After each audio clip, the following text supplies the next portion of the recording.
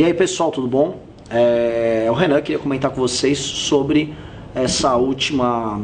Ainda bem que é uma das últimas coisas, a última novidade do Partido dos Trabalhadores, agora que está de saída do governo federal, que foi a iniciativa deles, e está no noticiário já, de não fazer uma transição entre o governo deles, entre a administração, né, dos programas sociais, da máquina pública, da máquina administrativa, para o Temer e a equipe que ele está colocando no lugar, né? A nova estratégia petista que foi decidida hoje à tarde numa reunião com deputados da sigla. A grande maioria, reunida aí com ministros do governo, decidiu o seguinte: olha, vamos montar uma estratégia para colocar pedras de 1 tonelada no caminho de Michel Temer. Vamos deixar Temer à míngua, expressão usada pelos deputados do PT dentro dessa reunião. Vamos impedir que haja uma equipe de transição. Não vamos passar informações, nenhuma informação envolvendo o governo, os programas que foram implantados ou que foram continuados por esse governo para o novo governo. Gente, na história democrática do Brasil, não há precedente.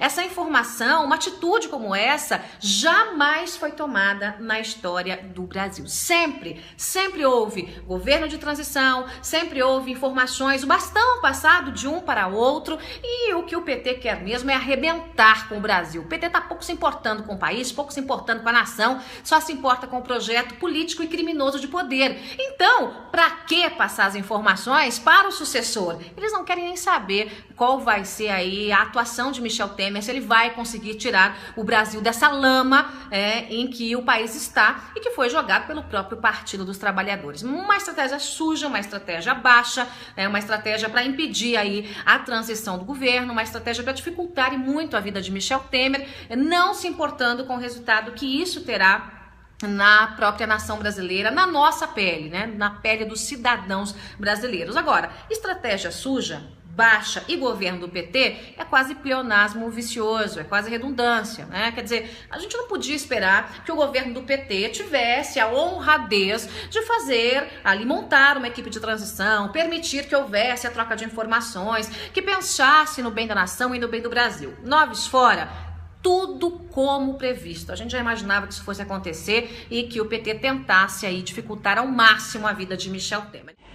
Vamos primeiro entender, isso aí é uma prática, a gente pode olhar pelo governo Fernando Henrique, né? O Fernando Henrique, quando estava em 2002, o Lula venceu a eleição, o Fernando Henrique montou uma equipe de transição, acomodou o pessoal da equipe do PT e o pessoal da equipe do PSDB para trabalhar junto, para passar todos os detalhes, as planilhas, os números, o andamento da administração do país, do governo dele, para o governo do PT, que era, enfim, opositor ao projeto do Fernando Henrique, mas o Fernando Henrique teve a hombridade de fazer uma transição, passar a máquina adiante, né? O que o PT está fazendo agora é uma demonstração clara de que se o poder não está com eles, não pode estar com ninguém. É mais uma demonstração dessa tentação autoritária, pouco republicana, inimiga da boa gestão pública, que é o que o PT vem fazendo ao longo dos últimos anos. Mas vamos entender um pouco mais sobre isso. Eu já fiz política estudantil na minha faculdade, e na época, né, havia uns grupos que não existia PSOL na época, mas tinha PCdoB, PT e tal, e todas as vezes, não é uma vez ou duas vezes, todas as vezes que um grupo político, uma chapa ligada a eles, perdia uma eleição no centro acadêmico, era costumeiro eles apagarem, formatarem todos os computadores, apagarem todas as planilhas de custo, jogarem no lixo todos os registros, inclusive contábeis. Tudo que eles faziam, não só para esconder a picaretagem deles, mas era para também prejudicar quem fosse assumir a gestão do centro acadêmico logo depois. Isso também não só no centro acadêmico pelo qual participei, mas diversos outros.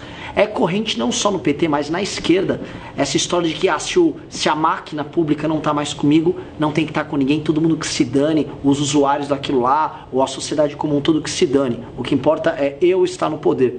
Então, isso é para deixar claro para todos vocês de que a esquerda, ela não é, como eles gostam de falar, democrática, não é amiga da troca de poderes, não é amiga do bom andamento das instituições republicanas, né? Eles são pessoas essencialmente autoritárias. Então fica o recado para todo mundo agora que está falando em novas eleições, tipo a Marina Silva, que não pensem que com pessoas como ela, que tem essa mesma tradição, vem dessa mesma base pouco republicana, não fariam a mesma coisa, assim como Luciana Genro e essa turma como um todo. Essas péssimas práticas dessa gente têm que ser abolidas, abandonadas da política brasileira, porque quem mais paga com isso são de fato os brasileiros, que agora, se agora o Temer assumir agora no próximo mês, vai ter que perder muito tempo tendo que refazer, tendo que reiniciar um trabalho, sendo que o governo Dilma, por mais que tenha destruído, eles poderiam ter contribuído com alguma coisa nessa transição. Então, é mais uma coisa a se lamentar e demonstrar de que essa gente tem que ser extirpada da nossa vida política. É isso aí, muito obrigado. O assunto do impedimento da presidente da República e do afastamento da presidente Dilma é aquele que, sem dúvida alguma, está hoje na cabeça de todos os brasileiros, neste momento de tamanha inquietação e preocupação que aqui os que me antecederam também mostraram o quanto o Brasil está parado, o colapso hoje das empresas, as indústrias fechadas. O único setor que ainda tem um mínimo de liquidez ainda é o setor da agropecuária, pela sua credibilidade no cenário internacional. E, ao mesmo tempo, é a preocupação que o Brasil e que todos os brasileiros assistem hoje, vendo essa procrastinação de um processo que deveria ter um prazo mais curto para que nós tivéssemos a instalação de um novo governo. A partir daí, nós temos que poder esclarecer à sociedade brasileira vários pontos com que a base do governo tenta confundi-los. Ou seja, tentam desenhar, no momento dos crimes praticados pela presidente Dilma, que são fatos menores, que apenas pequenas movimentações financeiras, mas nada grave que realmente poderia chegar ao afastamento da presidente da República. Pelo contrário, as pessoas sabem muito bem que realmente o que ocorreu foi o maior estelionato eleitoral que o país já assistiu. Ou seja, a presidente da República, em 2014, sinalizou céu de brigadeiro. Dizia a todos que não teríamos aumento da gasolina, da inflação, que nós não teríamos desemprego, que nós teríamos um ganho cada vez maior, que os programas sociais iriam cada vez expandir mais, que a condição do cidadão ele ia ser uma curva crescente na qualidade de vida, ao mesmo tempo na renda. Tudo isso foi vendido ao cidadão. E o cidadão, ao receber essa mensagem da presidente da República, respaldado pelo presidente do Banco Central, ministro da Fazenda, ministro do Planejamento, vários foram os eleitores que disseram a mim: mas, senador, por que eu vou votar contra a presidente que está me oferecendo ainda melhorar tudo o que ainda está aí? Ou seja, então esta é uma grande realidade, ou seja, a presidente ela usou de uma prerrogativa que é ilegal, é ilícita. Ela realmente infringiu as regras da lei orçamentária, ela infringiu a Constituição brasileira, ela infringiu a lei orçamentária com todos os detalhes da publicação dos decretos. Ela transformou os bancos públicos como se fossem bancos responsáveis por investir na política social do governo, fazendo empréstimos junto a esses bancos. Esta é a realidade. Depois quer minimizar o problema e pousar aqui no plenário como se nada estivesse acontecendo. Os dados que nós estamos trazendo não são dados da oposição, são dados que estão aí, publicados pelo PNAD. Hoje nós temos 10 milhões e 700 mil desempregados. Nós temos 284 desempregados novos a cada hora. A cada hora. Quer dizer, é um governo que o aluno que fazia a sua atividade universitária com base no FIES, foi cortado a verba. O Pronatec também. A verba em ações de saúde, nós tivemos uma diminuição de 11 bilhões de reais em relação ao ano passado. É hoje o brasileiro morrendo de H1N1, chikungunya, Zika vírus. Senhor presidente, é algo inimaginável.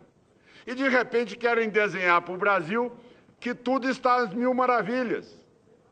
Os relatórios do TCU não mostram apenas o uso indevido da Presidente da República com dinheiro dos bancos públicos, não.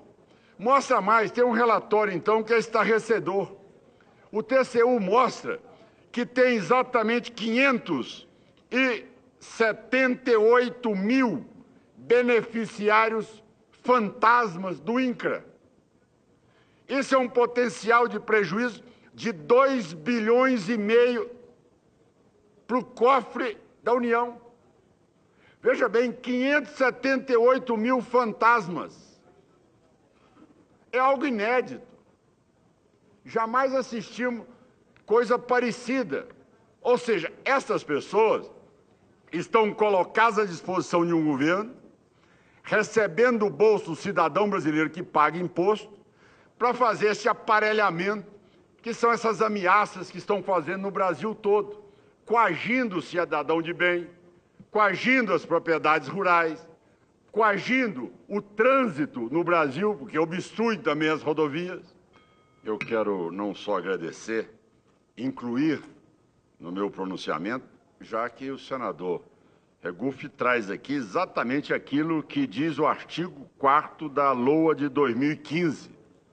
Ou seja, quando às vezes aqui algum senador pergunta qual é o crime que a presidente praticou, está aqui o artigo 4º da LOA de 2015, diz: veda a abertura de créditos suplementares em desacordo com a meta de resultado primário para 2015. A presidente editou, entre 27 de julho e 20 de agosto, 6 decretos de abertura de crédito em desacordo com a meta fiscal vigente. Este é o ponto claro. Ela agride também e infringe também a Lei 1079 de 1950, que é a lei do impeachment, que são crimes de responsabilidade contra a lei orçamentária, infringir patentemente de qualquer modo dispositivo da lei orçamentária. Ou seja, está aqui claro, aquilo que o senador coloca mostra que a presidente da República quer se colocar acima da lei.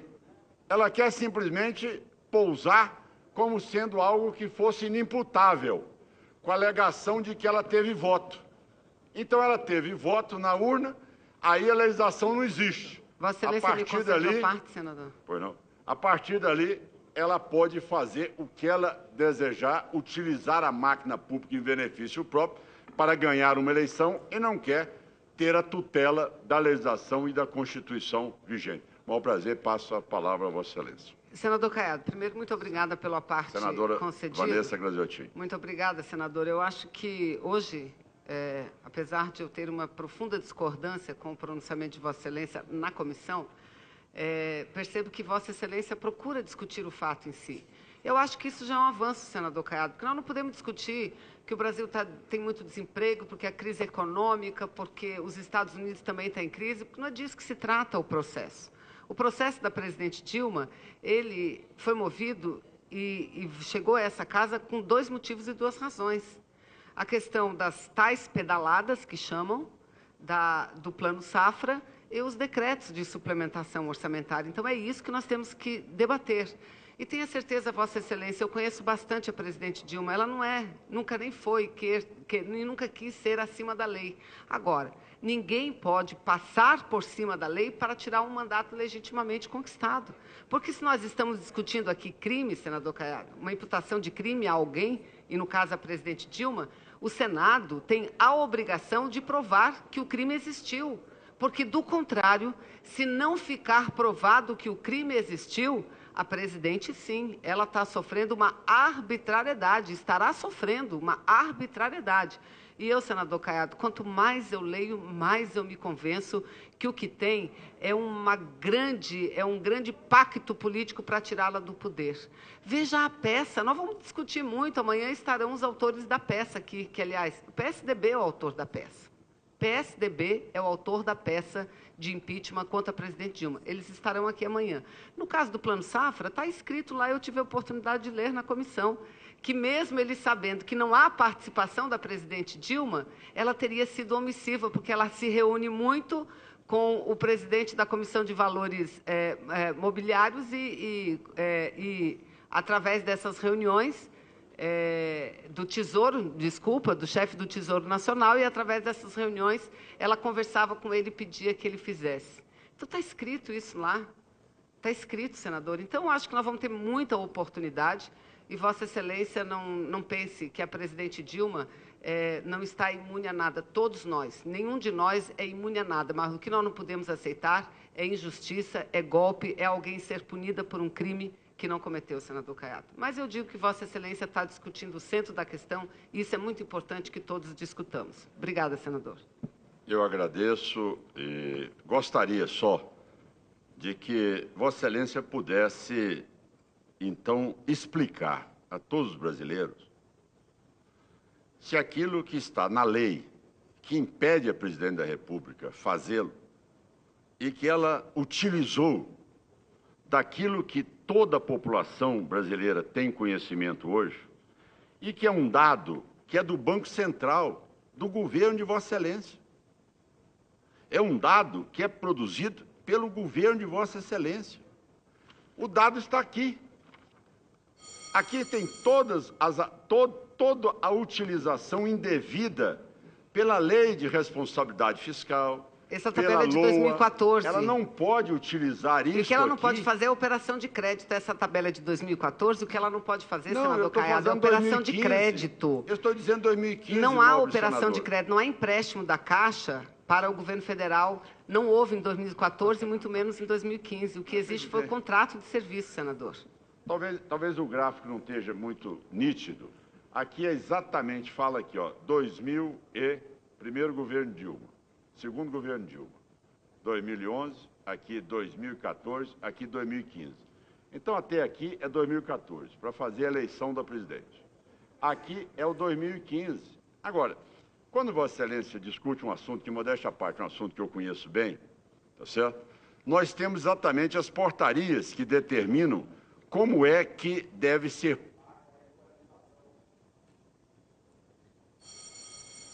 Então, nós temos uma regra em que o presidente da República tem que se submeter a ele. Quando se faz uma equalização da taxa, significa o quê?